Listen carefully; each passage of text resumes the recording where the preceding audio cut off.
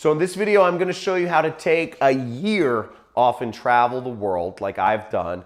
And I'll show you these 3 nifty guidelines that I've used to determine my needs to getting out there and making stuff happen.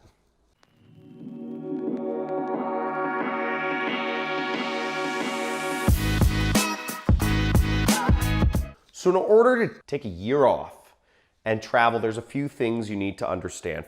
First off, I've kind of abbreviated everything by NSP. The first part of this is needs. You need to know what your needs are. There's 2 components of this, okay? You need to know your needs in terms of money, and you need to know your needs in terms of time. So needs in terms of money, we can look at a few things to determine what you need. First off, to even get anywhere in the world, it depends on where you're going to start. If you're taking a year off to travel, you could be starting at your own doorstep. Okay, so you could just say, I'm starting wherever I live, and I'm just going to drive off and do whatever. Okay, that's great. That means it'll cost you nothing, to go off and start your trip. Or maybe you're going to rent a Winnebago, right? That's if you're going to buy or rent a van or something, that's going to cost you money. So you have to factor that into your needs. I'm going to use rough numbers for this, and just as a disclaimer, for this situation, I'm going to assume you don't have a lot because I don't know your individual case. You might have a mortgage. You might have a car payment. You might have a ex-wife who needs payments every month. You might have kids. Again, whatever those are things you'll have to calculate yourself into your base. But above your base is the stuff I'm going to talk about here, okay? So needs in terms of money, typically speaking, you're talking about a starting cost of $1,000, okay? You want a plane ticket to Thailand, it costs you about $750.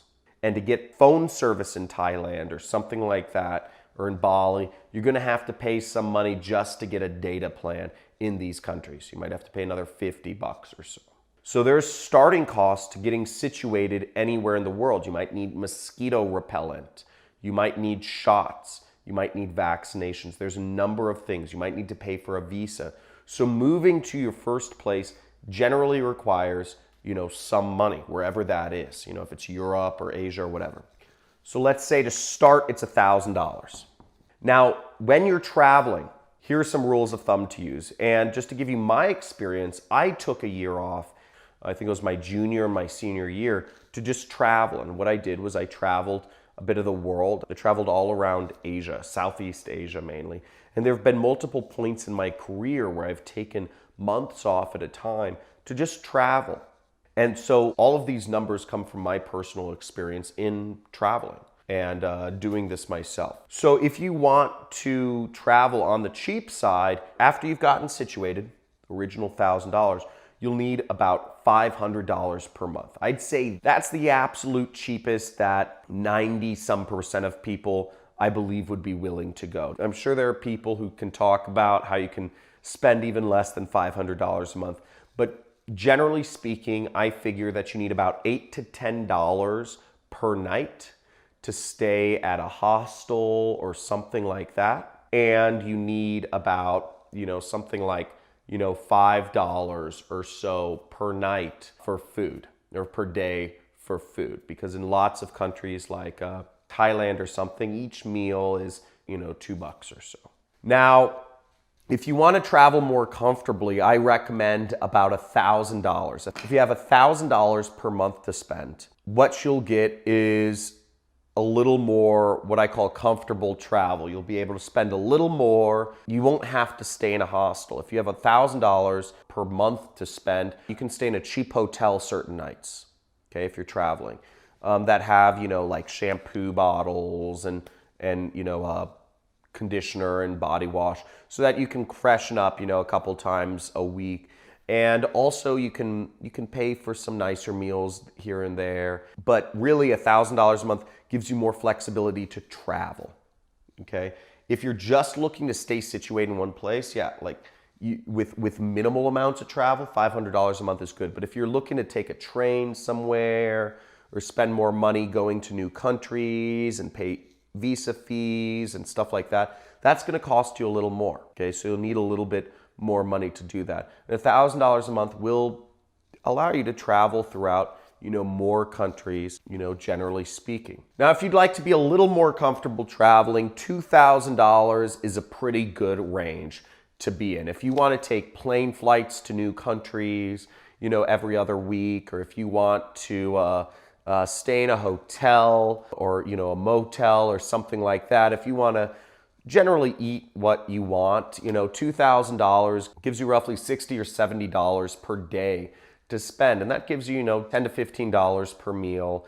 And it gives you, $30 to $40 a night, which is pretty reasonable for international travel. It won't necessarily allow you to be in like the first world countries, like hotels in like America or France, but you could travel first world countries like Europe and whatnot on $2,000 a month and stay in hostels. So realistically speaking, if we add all of this up, we can put a range of $500 to $2,000 per month that it would take to travel for a year. And the starting costs of any sort of travel are going to be about $1,000. So above and beyond whatever expenses that I don't know about that you have, that, it could be mortgage, car, I don't know what they are, but I can't calculate your expenses right here, It'll cost an additional $7,000 to $25,000 if you want to travel for a year. Okay, if you want to travel comfortably, it'll be about $2,000. If you want to travel you just want to do it, and you don't care how grody and you're staying in hostels every night and you're staying in cheap hostels every night and all that stuff, it'll cost you $7,000 for the year. But it's totally possible. These are good ranges to kind of go between. So those would be your needs in terms of money. Now let's talk about your needs in terms of time. Now your needs in terms of time, this can play a crucial role. For some of you, you may just want to take a year off. You don't want to do any work whatsoever. You don't want to do anything to make a dollar, okay? You don't care about money at all. But some of you may have businesses where you can freelance, or you can contribute, or you can do something with your work while you're out there. For me, I run an internet business, okay? And I've been running an internet business since 2012, and that's really afforded me, it's kind of the reason. Traveling was the impetus that I started an internet business, because it's very easy to travel when you run an internet business. It just, all I need is an internet connection. One thing you might want to consider if you're working a job, or you've been, you've had tenure and you're working a job for a long time, is maybe what you want to do is you want to work remotely for your company, or you want to do certain projects remotely on a monthly basis. And that's a perfectly acceptable way. You can earn some money, and this sort of situation can allow you to travel literally for life, because as you saw, to live comfortably overseas, you need about $24,000 per year. So working remotely with your job is a really feasible choice. Now, what you need to do is you do need to prepare for working remotely with your job. You need to let your boss know, and it depends on what sort of terms you are, but they could not pay your salary. So you need to, oftentimes, people want to account for, that their job lays them off while they're traveling. But as you saw in our scenarios, if all you need is $7,000 to $25,000, there's a very high likelihood that you can travel indefinitely if you had a remote working arrangement, even if you're being paid half your salary in many cases. So it's a really feasible thing. For me, I can automate quite a number of things in my business, but I'll still need to spend a few hours per week to actually run my business and bring in some money. Now, personally, I have a lot of money saved up, so I could travel anyways. But if I wanted to continue having my business make me money, I'd still need to, focus on automating things. So knowing your needs in terms of time is important. How many hours per week do you need to be working, whether you have some sort of remote work arrangement or whatever. So you want to get your needs down. And also, this is going to go into, we're going to talk about this later, but this will affect some of the other steps. The second step is saving, and you want to save money and you want to save time. Now, it's obvious how much money we want to save. You know, we want to save $7,000 to $25,000. Those are the numbers. Now, in terms of saving time, that's not so obvious. Now, for us, if you are traveling for a year, it depends on what it looks like for you. Again, if your needs in travel are just to not even do anything work-related the entire time, then you need all 24 hours a day. But if your needs are that, you know, you're comfortable like me, you know, I'm comfortable spending a few hours per week running my business, but, you know, I want to travel the rest of the time, that factors into things. Let's say I only want to work 5 hours a week. I would need to do certain things in my business to make sure that, you know, I automate certain activities that I'm required for so that I don't have to spend that time managing those activities. So my business runs itself more. Now, there's a number of activities I do in my business. For instance, I do a lot of training webinars. I have accountants and lawyers and, you know, bookkeepers and media buyer. I have all these people that always want to talk to me, you know, salespeople, etc.